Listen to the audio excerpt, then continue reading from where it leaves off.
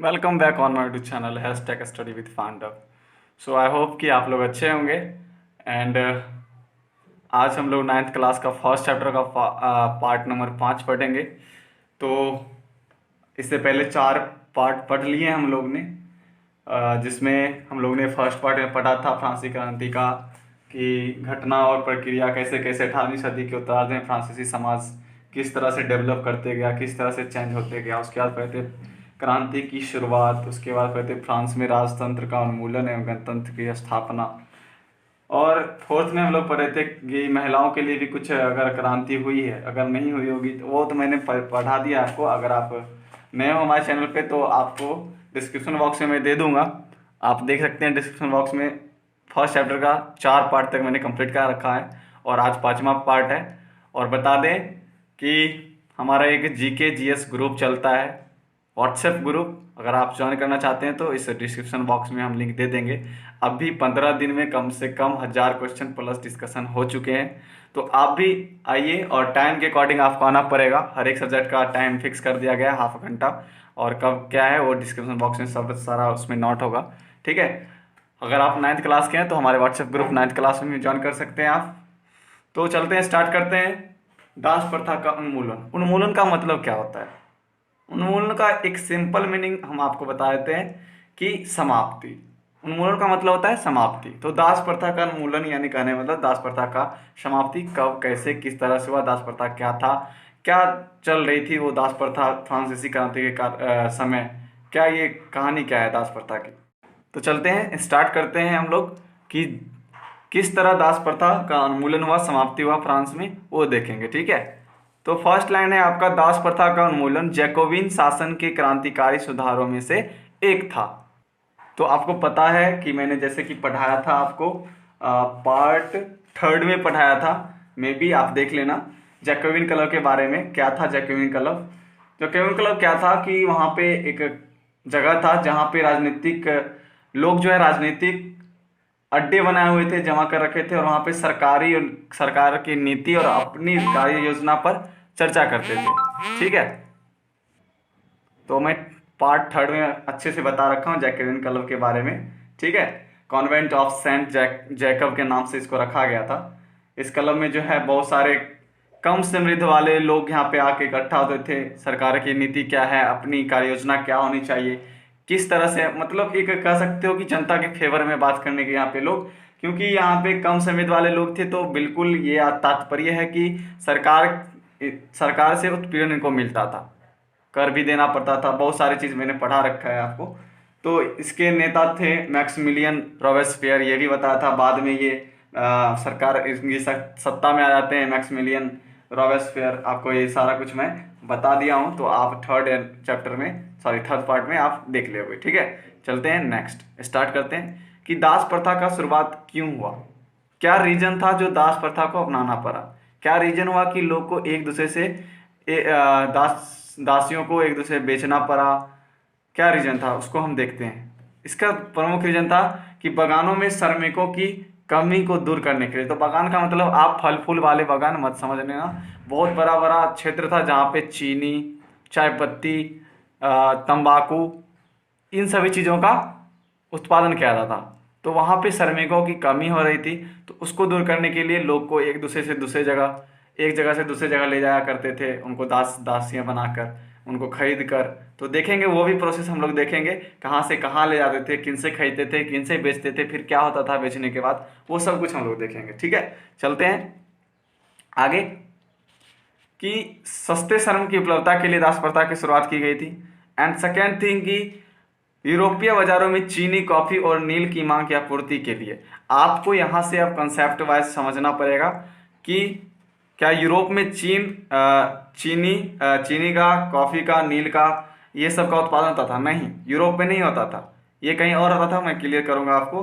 ठीक है। यहाँ पे इन सभी चीज़ों की मांग बढ़ रही थी, जिसके कारण जहाँ पे उत्पादन किया जा रहा था वहाँ पर जो है लोग कह सकते हो कि काम नहीं करना चाहते थे। वहाँ के लोग सिंपल जिंदगी जीना चाहते थे, इसीलिए दूसरे जगह के लोगों को पकड़ कर खरीद कर लाया जाता था और उनसे काम कराया जाता था। ठीक है। तब जाके यूरोपीय बाजार में ये इन सभी चीज़ों की आपूर्ति हो पाती थी। उसका प्रोसेस हम लोग आगे देखेंगे, अच्छे से समझेंगे, कोई प्रॉब्लम नहीं होगी, क्लियर करेंगे हम सारा कुछ। ठीक है, चलते हैं आगे।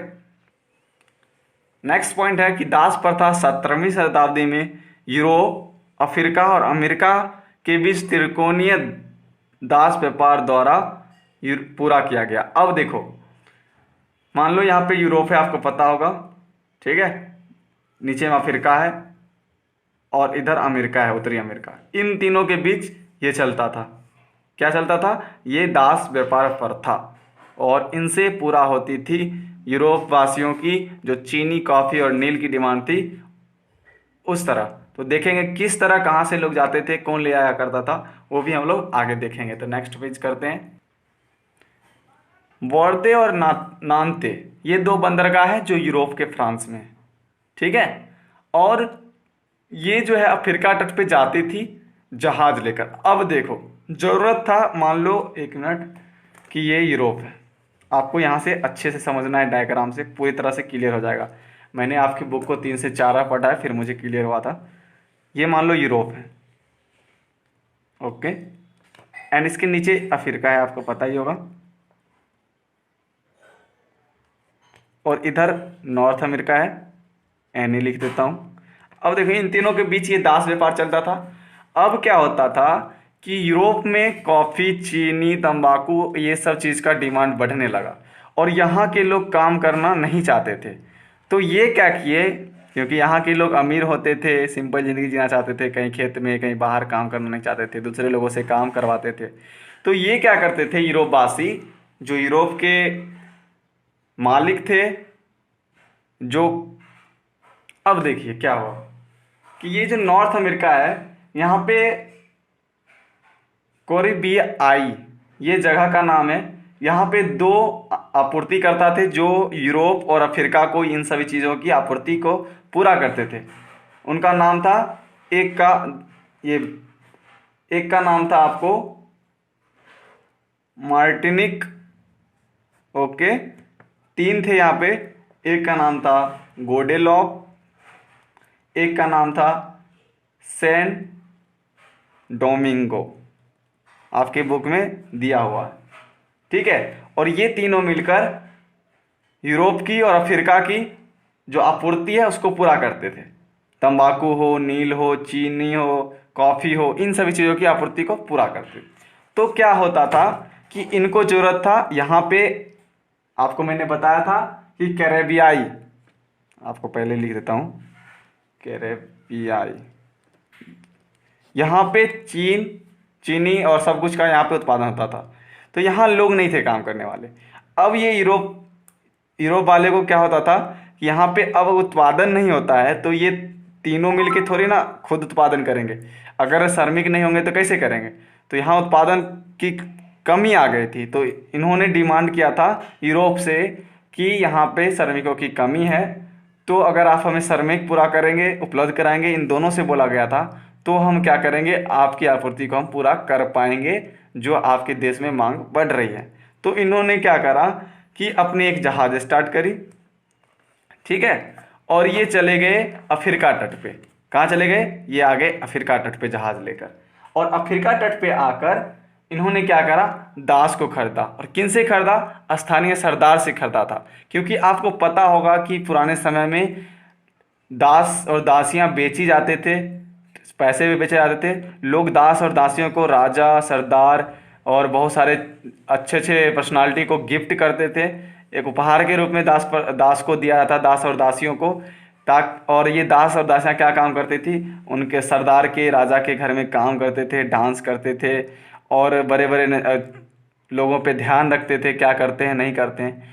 तो ये अफ्रीका, यूरोप के जो जहाज़ थी वो आई अफ्रीका, और यहाँ से सरदार से क्या किए, दास खरीदे, ठीक है। फिर ये अफ्रीका से 3 महीने लगाकर, ठीक है, अटलांटिक महासागर पार करके कैरेबियाई पहुँचते हैं, और जब इसको ले जाते हैं, तो दास को ले आते हैं, तो उनके हाथ पे दाग लगा देते हैं कि कहाँ से कौन सा दास आए हैं, नहीं आए हैं, और दाग लगा देते हैं, और हथकड़ियाँ पहनाकर उनको अटलांटिक महासागर पार करके 3 महीना की लंबी दूरी यात्रा करके वो पहुंचते हैं यहाँ पे, कहाँ पे, कैरेबियाई के पास। और बगान मालिक से बेच देते हैं। और बगान मालिक से ज्यों बेचते हैं, फिर यहाँ पे चीन कॉफ़ी और बढ़ती हुई जो इनकी मांग थी, यहाँ पे उत्पादन बढ़ता है, क्योंकि यहाँ पे दास आ गए अब काम करने के लिए, सस्ते में काम कर रहे हैं और बहुत संख्यक में आ गए हैं दास काम करने के लिए। यूरोपवासी ने दास की कमी यहाँ पूर्ति कर दी। अब यहाँ पे जो चीनी कॉफ़ी और तंबाकू और नील की जो खेती होती थी अब अच्छे से होने लगी। अब ये नॉर्थ अमेरिका की जो ये थे व्यापारी जो आपूर्ति करते थे इन दोनों की, इनको अच्छे तरीके से कर पाए। और इन्हीं दास प्रथा अगर दास शर्म के बल पर जो है यूरोपीय बाजार में चीनी कॉफ़ी और नील की बढ़ती मांग जो थी वो पूरा करना संभव हो पाया। अगर यहाँ से दास नहीं जाता तो इनकी मांग पूरा नहीं हो पाती। तो आई होप कि आप समझ पाए होंगे। यहीं पे कंफ्यूजन था, किस तरह कहाँ से लोग उठाए कहाँ गए। ठीक है, तो आपके बुक क्लियर नहीं था इसलिए मैंने समझा दिया है। तो चलते हैं नेक्स्ट। तो आपके सामने में लिखा हुआ है कि अफ्रीका तट से ये जो बंदरगाह थी, अफ्रीका तट से जहाज़ ले जाती थी, अफ्रीका तट पे जहाज़ ले जाती थी जहाँ पे स्थानीय सरदारों से दास करते जाते थे।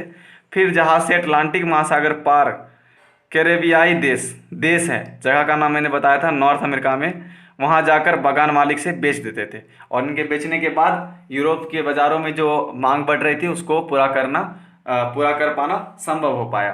ठीक है, तो चलते हैं आगे चलते हैं। आई होप कि क्लियर हो गया होगा आपका। इस दास शर्म के बल पर यूरोपीय बाज़ारों में चीनी कॉफ़ी तंबाकू नील की बढ़ती मांग को पूरा कर पाया गया। ठीक है, 18वीं शताब्दी में फ्रांस में दास प्रथा की ज़्यादा निंदा नहीं थी।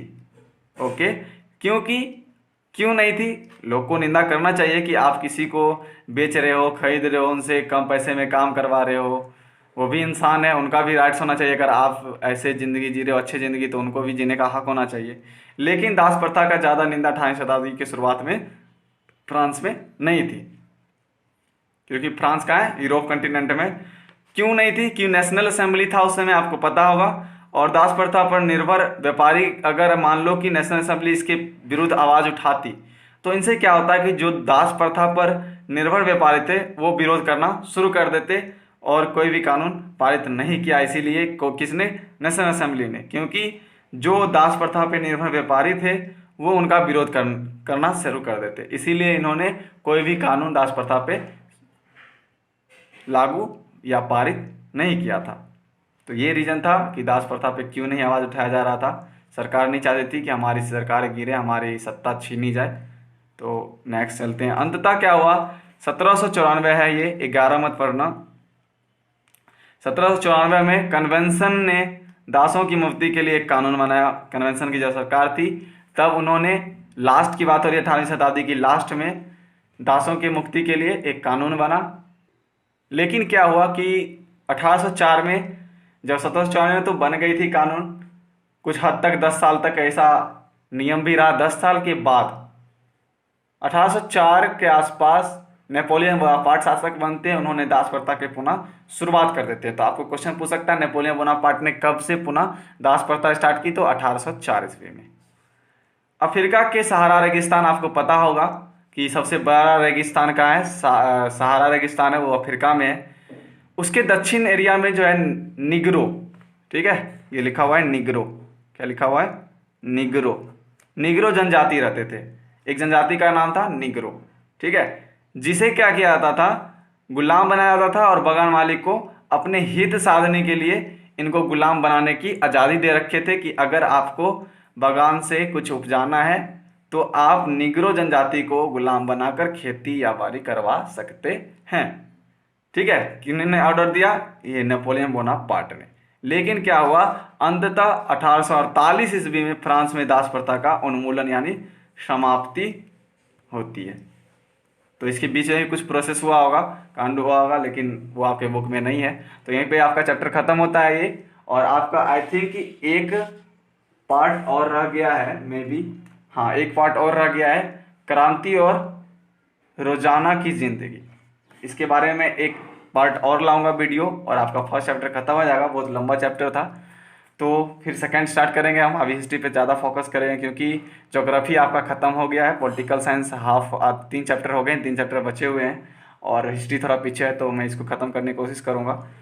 अगर आपका अच्छा रिस्पांस आएगा फिर ही मैं नेक्स्ट वीडियो बनाऊंगा, क्योंकि मुझे 12th वालों का रिस्पांस आ रहा है, 12 बच्चे बोल रहे हैं सर वीडियो बना दो, बट मैं 9th वालों का ही आगे बढ़ा रहा हूँ, तो आपका रुक सकता है। अगर रिस्पांस अच्छी आई तो मैं बना दूंगा, कोई प्रॉब्लम नहीं मुझे। तो मिलते हैं अगली वीडियो अगली एपिसोड के साथ। तो आई होप कि आपको अच्छा लगा होगा, तो लाइक करेंगे, सब्सक्राइब एंड बेल आइकन का बटन जरूर दबा देंगे कि आने वाली जो वीडियो होगी आपके मोबाइल पे सबसे पहले पहुंचे, और कमेंट करना ना भूलेंगे। मिलते हैं अगले वीडियो अगले एपिसोड के साथ, तब तक के लिए बाय बाय, जय हिंद, जय भारत।